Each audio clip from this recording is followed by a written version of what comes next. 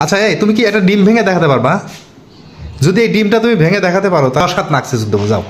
যদি ডিমটা তুমি ভাঙতে পারো। পাগল হও না তো, ডিম আবার কে ভাঙতে পারবে না সবাই। না যদিও তুমি প্রত্যেক দিন ডিম ভাইজে ভাইজে আমাদের খাওয়াও, ডিম ভেঙেই তো ভেজে খাওয়াও, তাই না?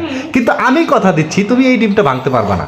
আবার মনে করো না যে এটা অন্য কোনো ডিম, উট পাখির ডিম নিয়েছি, তা না, কিন্তু এটা কিন্তু নর্মাল মুরগির ডিম, ফার্মের মুরগির ডিম, যেটা আমরা বাজার থেকে কিনি। বাট এখানে কথা হচ্ছে আমি তোমাকে যেভাবে ভাঙতে বলবো তুমি সেইভাবে ভাঙতে পারবা না, এটা হলো আমার চ্যালেঞ্জ।